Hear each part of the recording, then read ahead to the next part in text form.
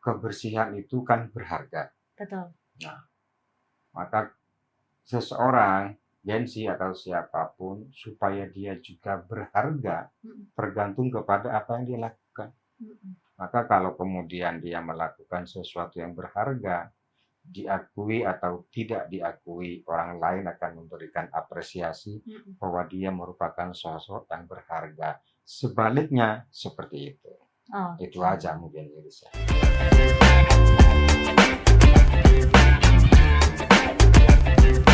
Assalamualaikum warahmatullahi wabarakatuh. Hai Empower, ketemu lagi dengan saya Yuri Sabrina di podcast Suara Rakyat. Nah, kali ini saya bersama dengan salah satu anggota DPRD Provinsi Jawa Timur yang jauh-jauh datang dari Sumeneb ke Surabaya, menempuh perjalanan kurang lebih 4 atau 5 jam ya Mas? 4 jam ya, 4 jam, lumayan loh ya itu ya. Nah, kalau ngomongin soal Mas Abrari ini ternyata bapak-bapak yang Gen Z banget ya. Dari tadi ngobrolinnya soalnya bahasanya itu bahasa-bahasa Gen Z gitu loh. Tapi kalau ngomongin soal Gen Z sendiri, pernah nggak sih Empower ngeliatin anak-anak sekarang ya, atau mungkin Empower sendiri sering keluar rumah, mungkin ke kampus atau ke kantor, biasa bawa tumbler, biar apa? Biar nggak beli air kemasan, atau mungkin justru sebenarnya malah ikutan tren thrifting biar lebih ramah lingkungan. Nah, itu semua bagian dari gaya hidup eco-friendly yang lagi booming sekarang, apalagi di kalangan Gen Z. Cuman pertanyaannya, apakah ini cuma tren gaya atau sudah jadi gerakan nyata yang bisa mengubah masa depan? Nah, mari kita bahas bareng sama Mas Abrari Alzal dari DPRD Jawa Timur yang juga concern sama isu lingkungan dan generasi muda. Tujuan fenomena gaya hidup hijau di kalangan muda saat ini, Mas Abrari. Menurut Mas Abrari sendiri, kenapa tren eco-friendly ini banyak digandrungi Gen Z? Kayak aku Gen Z. Silakan Mas. Oke. Jadi senang juga gitu ya, ada Gen Z yang memiliki kepedulian terhadap masalah lingkungan, karena populasi Gen Z itu di Republik ini kan tidak kurang dari 60%. Jadi hari ini yang lagi booming soal eco-friendly ini. Nah, saya cuma berharap ini bukan apa semacam latah gitu ya. Karena di Republik ini itu kecenderungannya itu kan latah. FOMO ya. Ya. FOMO. Lagi musim ini betul, gitu kan, lambat laun kemudian itu menghilang sesuai dengan hukum alam. Tetapi prinsip kalau misalkan ini tidak hanya sekedar tren, tetapi ada kesabaran yang muncul dari dalam, menurut saya ini luar biasa. Hari ini, Mbak Yuris, kita tahu orang-orang mengeluh panas gitu. Kenapa panas? Karena benua, jadi di Antartika itu kan menganga gitu ya. Lapisan ozon di Antartika itu menganga, lalu didukung dengan green effect house, itu efek rumah kaca yang kemudian membuat suasana ini semakin panas. Nah, panasnya suasana ini itu antara lain karena banyak pihak yang tidak peduli kepada lingkungan. Nah, munculnya anak-anak Gen Z yang populasinya 60 tahun ini yang tidak saja care terhadap kebersihan, tetapi juga dia ingin mengeksistensikan dirinya sebagai SDM yang peduli gitu ya, peduli terhadap lingkungan. Jadi kalau kita bicara soal kebersihan itu, di Jepang itu tukang sapunya sedikit, tetapi bersih. Di Australia bersih karena tukang sapunya banyak. Di Indonesia tukang sapunya banyak, sampahnya lebih banyak. Nah, harapan saya di Gen Z ini yang lagi booming sekarang, mudah-mudahan ini kesadaran yang tumbuh, karena memang pendidikan kita soal kebersihan ini tidak dari awal. Beda dengan Jepang gitu ya. Anak-anak TK di Jepang itu diajarin untuk memungut sampah ketika mereka melihat sampah di tengah jalan. Nah, anak-anak kita sepertinya karakter yang seperti ini belum seperti di Jepang. Tuh. sangat senang, sangat apresiasi terhadap budaya yang tidak hanya, yang saya harapkan tidak hanya muncul sesaat lalu hilang berkelanjutan. Itu Mbak Yuris. Berarti memang tren eco-friendly ini diharapkan Mas Abrari adalah nggak cuma FOMO, tapi juga bisa berkelanjutan seterusnya ya, akhirnya menjadi budaya kita, gitu ya Yes. Mas ya. Jadi di Jatim itu juara produsen sampah Juara produsen sampah setelah Jakarta. nomor 2 setelah Jakarta. Nomor 2 Wow. setelah Jakarta untuk ukuran se-Indonesia. Oke. Nah, rata-rata sampah di Surabaya saja itu kan tidak kurang dari 2 juta meter kubik. Itu per hari. Per hari Per ya. hari di seluruh Jatim. Nah, sampah-sampah itu sebagian besar sampah yang non-organik. Nah, makanya kalau kemudian anak-anak kita sudah mulai sadar tidak lagi mengonsumsi air kemasan yang kemudian ada wadahnya dibuang ke tempat sampah. Ya. Anak-anak kita kalau kita lihat sekarang kan sudah bawa apa namanya tumbler ya, ya. tumbler. Ke mana-mana itu untuk mengurangi populasi sampah, terutama di sekitar RT atau RW lah dan seterusnya itu. Oke. Nah, kalau ngomongin soal anak muda di Madura kan, Mas Abrari kan dari Madura nih ya. Kira-kira pernah nggak sih nemu apa ya contoh yang langsung dilihat sama Mas Abrari gaya hidup ramah lingkungan yang sudah dilakukan anak muda yang ada di Madura? Ya, saya menemukan setidaknya di 2 titik ya. Jadi terutama di pondok pesantren karena tren hari ini kan eko pesantren. Jadi para santri yang sebagian besar adalah anak muda itu sampahnya tidak lagi dibakar, tetapi dipulung. Dipulung, kemudian dari sampah ini diproduksi menjadi souvenir, kemudian menjadi apapun hiasan dinding, diproduksi kembali. Nah, selain untuk mengurangi soal populasi atau volume sampah ini, maka di situ kan ada nilai ekonomis. Itu yang sampah non-organik. Lalu yang organik dipindai juga, kemudian difabrikasi menjadi kompos. Sehingga tanah-tanah itu kemudian pada akhirnya diharapkan tidak lagi menjadi tanah yang di atasnya ada tumbuhan, kemudian pupuknya tidak selalu pupuk kimia, tetapi ada pupuk organik. Nah, itu lagi ngetren sekarang dengan adanya eko pesantren, terutama di Kabupaten Sumeneb yang saya tahu. Tetapi ini satu sisi, karena tidak semua di Sumeneb itu pesantren, ada gensi-gensi yang lain yang tidak atau belum memiliki pikiran yang seperti itu, sehingga menganggap teritori di situ itu sebagai semuanya menjadi tempat sampah juga. Jadi buang sampahnya di mana-mana, di sungai, di parit, di selokan. Nah, dengan boomingnya urusan eco-friendly ini, nah sekali lagi saya berharap yang sekarang saya lihat kan mulai di perkotaan nih, di perkotaan, mudah-mudahan menyebar ke masyarakat gitu. Kemudian ini menjadi satu budaya. Masa kita kalah sama gajah gitu ya? Kenapa tuh gajah? Gajah itu kan menjaga kebersihan, makanya di mana-mana tuh ada tulisan gajahlah kebersihan gitu. Jagalah kebersihan. Jagalah kebersihan. Oke, ini lucu banget. Baik. Seru ya Pak kalau ngomongin eco-friendly dan juga eko pesantren tadi ya, itu menarik sekali. Tapi kalau dari eko pesantren sendiri yang sudah diterapkan di banyak pesantren di Madura, itu kira-kira bisa nggak dibawa keluar pesantren kegiatan itu? Ya, jadi memang ini kan pilot proyeknya Ibu Gubernur ya. Jadi Ibu Gubernur mencoba melakukan kampanye soal kebersihan ini yang dimulai dari pesantren karena kultur di Madura itu adalah kultur yang religius. Nah, jadi peresmiannya pada saat Eko Pesantren itu Bu Gubernur dulu.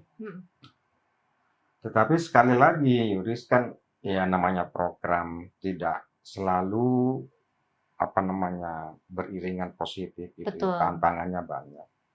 Tantangan yang paling besar itu kan soal kesadaran, soal awareness dari para pihak, terutama ketika di rumah-rumah. Maka oleh karena itu menjadi penting bagi saya, para pengampu kebijakan itu membumikan wacana eco-friendly ini dimulai dari rumah setidaknya, karena rumah itu adalah lembaga pendidikan pertama. Betul. Kemudian dari rumah masuk ke sekolah. Terus, nah ini kemudian lambat laun akan menjadi budaya. Akan menjadi budaya dan anak-anak itu tidak lagi takut kepada gurunya, tidak takut kepada orang tuanya, tetapi atas kesadaran pribadinya, dia menyadari betul bahwa jangan ada sampah yang berserakan dan seterusnya. Bahwa kebersihan itu penting dan seterusnya. Betul. Oke. Menarik ya obrolannya tadi eco-friendly sampai ke anak muda yang ada di Madura yang ternyata sudah melaksanakan itu ya Pak, karena itu program dari Bu Gubernur ya ternyata Eko Pesantren. Oke, Empower kita akan ngobrol lebih dalam lagi dengan Mas Abrari ya tentang tren eco-friendly zaman now sama anak Gen Z. Jangan kemana-mana, tetap di podcast Suara Rakyat.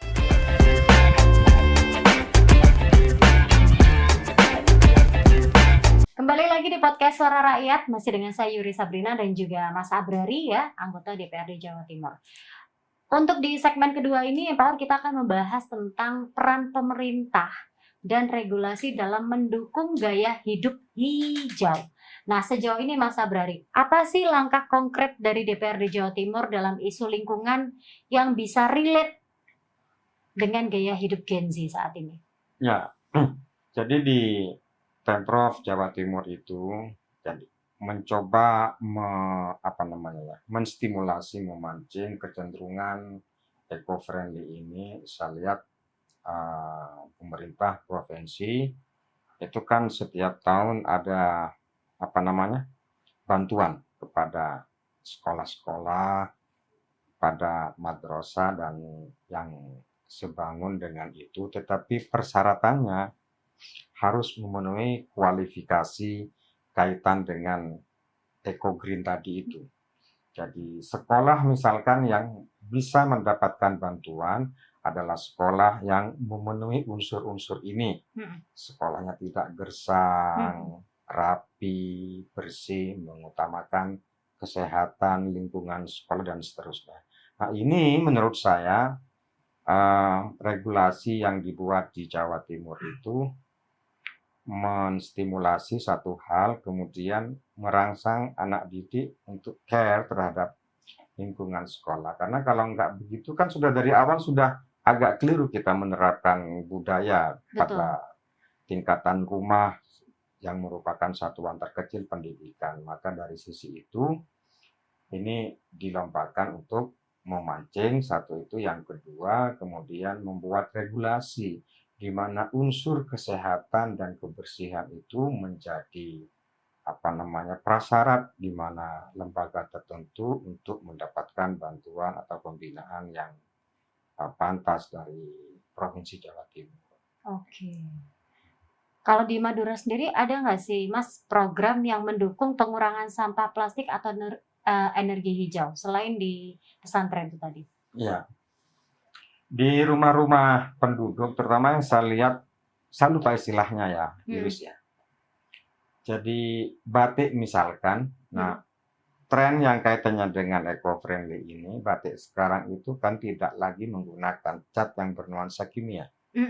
Tetapi batik-batik sekarang itu langsung diwarnai dengan daun yang eco-print. Eco-print, eco-print. Nah, itu sudah mulai dikembangkan di home industri batik kaitan dengan ini untuk mengurangi populasi kimia di sentra-sentra batik di Madura terutama yang saya lihat. Jadi warnanya sih warna alam. Betul. Warna alam. Warna daun ya Mas ya. Warna daun. Oh, berarti di Madura sendiri sudah mulai ada banyak program yang mengembangkan dengan menggunakan ekoprint itu tadi. Iya, sudah mulai gitu ya. Sudah mulai. Bahwa sesungguhnya apa namanya ya? Kadang-kadang kita itu lupa bahwa alam di sekitar kita itu berkontribusi terhadap kehidupan kita. Kemudian karena kelupaan itu, maka alam apa namanya dieksploitasi penuh gitu ya. Padahal kalau kita mau merujuk kepada apa yang ada di sekitar kita kan bisa digunakan. Betul sekali. Lalu menurut Mas Abrari sendiri, kalau misal di sekolah sama kampus itu udah cukup atau belum sih untuk menanamkan gaya hidup ramah lingkungan? Menurut saya belum cukup. Kita sudah agak terlambat kalau harus dibandingkan dengan dunia lain. Maksudnya dunia. Oh iya, saya maksudnya horor gitu ya. Dunia lain. Oke. Jadi ngeri sekali memang. Jadi pertama kali saya ke Bali, ketika Sanur di medsos diungkap begitu indah gitu ya. Begitu saya datang ke Bali waktu itu, subhanallah, sampahnya gitu ya. Nah, kalau sampah ini dibiarkan seperti itu, maka akan mengundang sesuatu yang lain. Contohnya misalkan, jadi sampah-sampah yang membuat atau merangsang lalat untuk datang. Oh iya betul. Kemudian lalat datang, lalu di sekitar itu ada warung tapi ada lalatnya kan. Iya. Kan kemudian wisatawan tidak tertarik untuk mengonsumsi itu. Nah, bagi saya para orang tua jadi memberi, karena di rumah itu figur bagi anak itu kan orang tua. Betul. Madrasah pertama ya. Madrasah pertama itu kan orang tua. Jadi kalau dulu itu ada peribahasa, kalau guru kencing berlari, murid kencing. Kalau guru kencing berdiri, murid kencing berlari. Artinya kalau misalkan orang tua sebagai guru di rumah memberi contoh, maka anak kemungkinan akan membuat aktivitas yang jauh lebih parah. Maka peribahasanya diubah. Kalau guru kencing berdiri, ada kemungkinan muridnya mengencingi guru, kan begitu ya. Oh iya. Ya. Jadi oleh karena itu siapapun, guru, orang tua, kemudian pemerintah, pejabat, atau siapapun lah, bagi saya itu penting untuk memberikan contoh yang baik.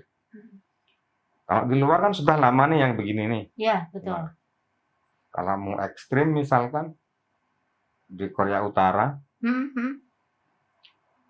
kalau udah nggak patuh sama pimpinannya Kim Jong Un, dihabisin kan gitu. Iya, otoriter banget ya Pak Edi. Ya.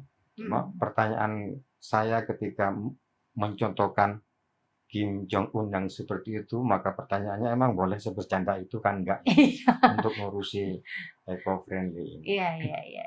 Nah, semua pihak, tidak harus pemerintah ya, karena tren sekarang itu kalau saya lihat di komen-komennya media sosial apa-apa pemerintah gitu ya. Nah, pemerintah itu hanya sebagian kecil dari populasi masyarakat yang begitu luas, maka karena itu perlu dimunculkan sejak usia dini. Kita itu kurang apa? Dari dulu kan kita sudah belajar bahwa kebersihan itu bagian dari iman, kan gitu ya. Betul. Tapi kan prakteknya kan tidak selalu begitu.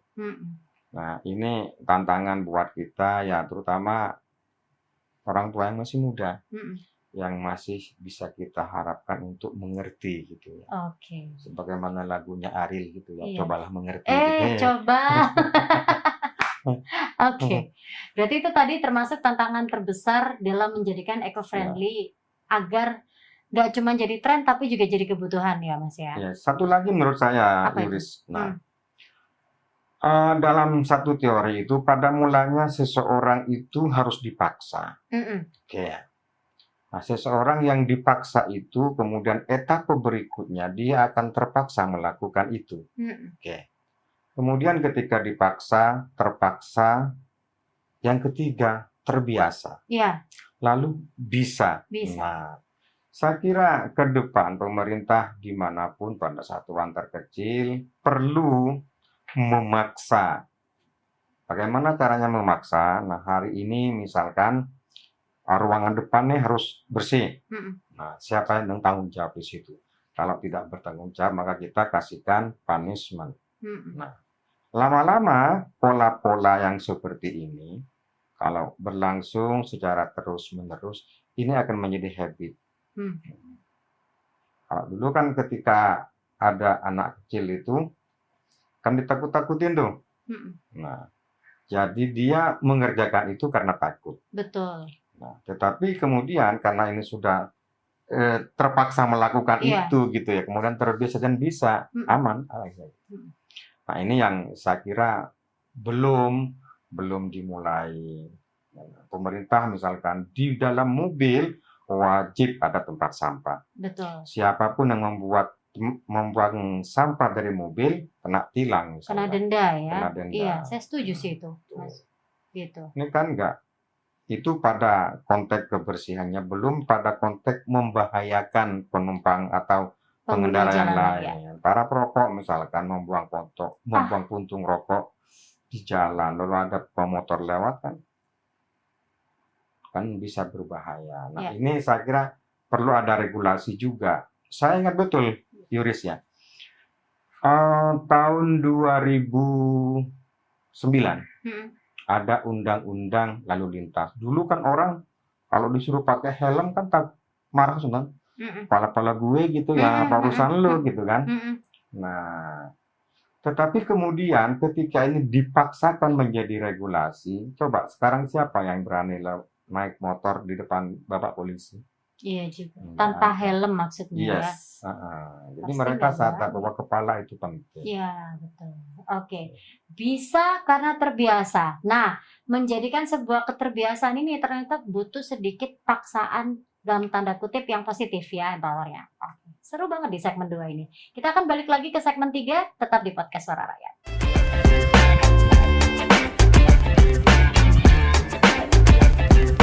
Segmen terakhir, tapi di segmen terakhir ini saya ingin membahas tentang gimana caranya mengubah mindset dari tren menjadi gerakan kolektif tetap sama Mas Abrari ya.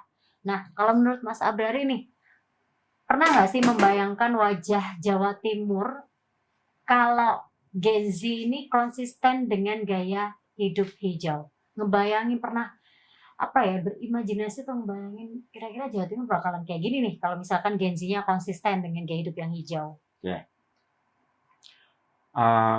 Dulu kita pada saat belajar bahasa Inggris itu kan ada dua ya. Pertama, kata benda nggak beraturan. Betul. Yang kedua, kata benda yang beraturan. Ya. Saya memahami Gen Z ini adalah kata benda yang beraturan. Cuma kalau tadi pertanyaannya membayangkan gitu ya, membayangkan, nah nggak tahu ya. Tetapi negara paling jorok itu di dunia yang saya lihat itu adalah India. Betul. Atau Bangladesh. Nah, ya seperti itu. Ketika ada pembiaran di Jawa Timur atau di Indonesia soal bagaimana cara membuang sampah dan sampah ini harus dibuang kemana, seperti halnya di Bangladesh, seperti itu. Carut marut dan seterusnya. Nah, tetapi sekali lagi saya meyakini bahwa anak-anak kita, Gen Z kita, mindsetnya sudah mulai berubah. Pertama, kebersihan itu penting. Yang kedua, mengobati itu masih tidak jauh lebih baik daripada menjaga kesehatan. Nah, kalau misalkan sekali lagi wajah Jawa Timur itu dibiarkan liar terkait dengan sampah-sampah ini, maka yang lain-lain itu akan ngetret ya, nggak masuk ke Jawa Timur. Investasinya nggak masuk, kemudian pariwisatanya juga nggak masuk, dan seterusnya. Nah, jadi kalau di Bali yang saya datangi kemarin sudah mulai juga. sudah mulai, misalkan kalau mau masuk ke wisata ini, itu diperiksa dulu tuh. tasnya atau bawaannya ya. Bawaannya apa nih? Mm-mm. Nah, atau misalkan kalau ke Jogja, Mm-mm. kalau mau naik ke gunung di dekat Merapi itu di pos 3 udah diperiksa. Kalau dia bawa rokok misalkan 1 bungkus, Mm-mm. maka ketika turun dia harus mengembalikan puntung sebanyak rokok yang dia bawa ke gunung. Oh, Nah, oke. nah itu yang kemarin terjadi di gunung apa namanya dekat Merapi itu ya. Iya. Nah, jadi itu sudah mulai kan, berarti sudah Iya. ada kesadaran dari Gen-Z kita yang naik ke gunung. Kalau sebelumnya kan terserah mereka mau mas apa dibuang di situ. Betul. Sekarang enggak. Sekarang sudah Sekarang ada peraturan seperti itu Ya. ya. Sudah ada peraturan, jadi para pendaki ini diperiksa dia bawaannya apa. Kalau misalkan dia bawa mie instan 10 bungkus, pulangnya dia harus nyetor nanti 10 bungkus Oke. yang sudah terpakai. Kalau kurang kena denda. Nah, itu katanya. Ada denda Ada ya di denda. situ, ada punishment ya. Yes, ada punishment. Nah, ini cara kita membuat generasi muda itu taat kepada aturan, taat kepada lingkungan. Karena jujur ya Yuris, dunia kita itu kan hari ini iklimnya, kemudian yang lain-lain ini nggak baik-baik saja. Kenapa bisa menjadi begitu? Bumi itu kalau dia terluka, kalau lukanya tidak parah, maka bumi itu sanggup menyembuhkan luka yang dia merecovery sendiri Yes. ya. Tetapi kalau lukanya bumi ini sudah terlalu banyak, Terlalu parah. bumi udah nggak sanggup. Nah, ketidaksanggupan bumi ini kemudian kalau kita memiliki kepekaan terhadap bumi, ya seperti ini. Musim hujan, Waktunya. kepanasan, Iya gitu. benar. Kayak lagu dangdut ya. Nah, itu tadi. Maka oleh karena itu, nah kaitannya dengan Gen Z dan eco-friendly ini kan sudah mulai ya. Sepanjang yang bisa dilakukan. Nah, kalau kita datang ke hotel airnya kan sudah tidak lagi berbungkus plastik. Iya.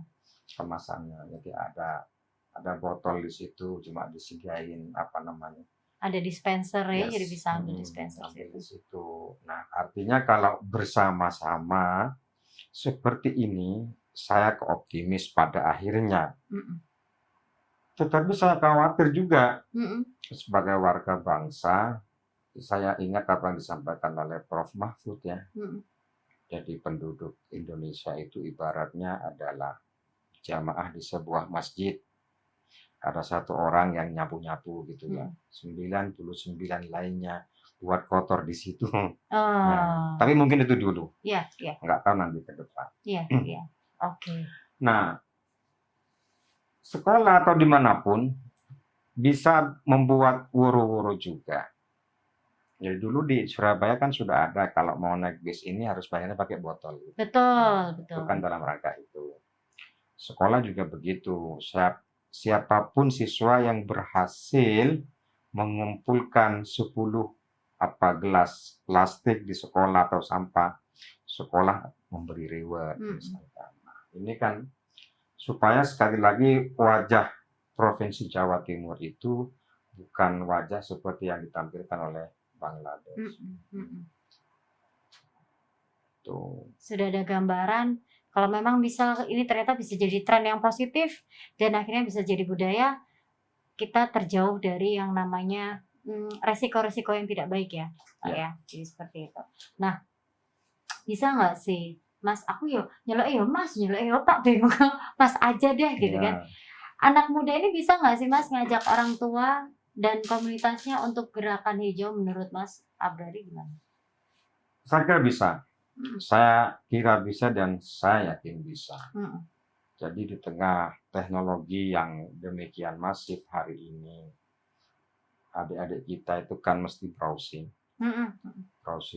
kota terbersih di dunia, kan muncul apa namanya, New Zealand, nah itu kan New bersih, Zealand, ya. bersih juga dan seterusnya. Nah, tetapi kampanye ini itu kan harus terus menerus dilakukan Betul. oleh siapapun. Dan kampanye yang paling efektif itu adalah kampanye yang action plan gitu ya, yang langsung memberikan contoh. Nah, saya khawatir kalau gerakan ini hanya berlangsung beberapa saat, mereka akan kembali ke masa lalunya yang seperti itu. Jadi saya jadi teringat dulu, ada sebuah buku itu Yuris ya. Buku ini ditulis oleh Paulo Freire di Amerika Latin. Dia menulis dengan judul buku itu Pendidikan Kaum Tertindas. Paulo Freire ini memang mendidik pindah-pindah. Tetapi ketika misalkan ditinggal, balik lagi dia kembali kepada kebodohannya. Nah, oleh karena itu saya ingin Gen Z, pemerintah, dan siapapun stakeholder yang care terhadap kebersihan ini, ayo bersama-sama. Bersama-sama tak henti-hentinya. Saya kira kalau semua media mainstreamnya adalah urusan kebersihan, mereka akan masuk ke situ semua. Iya. Jadi memang harus to be continue ya, harus to be continuous, terus-menerus digalakkan ya. Nah, terakhir nih, Mas, sebelum closing, boleh dikasih closing statement nggak untuk episode kali ini? Oke. Jadi, closing statement saya itu, kebersihan itu kan berharga. Betul. Nah, maka seseorang, Gen Z atau siapapun, supaya dia juga berharga, tergantung kepada apa yang dia lakukan. Maka kalau kemudian dia melakukan sesuatu yang berharga, diakui atau tidak diakui, orang lain akan memberikan apresiasi bahwa dia merupakan sosok yang berharga. Sebaliknya seperti itu. Itu aja mungkin Irisa. Oke, keren banget. Terima kasih Mas Sabrari. Hari ini sudah berkenan datang ke sini untuk kita membahas tentang eco-friendly ya. Harapan kita semua kita bisa merawat lingkungan bersama-sama ya, tidak hanya kita sendiri atau 1-2 orang saja, tapi seluruhnya. Agar apa? Agar tetap terjaga dengan baik, dan yang pasti generasi selanjutnya pun juga bisa memiliki budaya yang baik, yaitu menjaga kebersihan lingkungan. Saya Yuri Sabrina pamit, dan juga saya Mas Sabri pamit juga. Sampai ketemu lagi di podcast Suara Rakyat episode selanjutnya. Wassalamualaikum warahmatullahi wabarakatuh.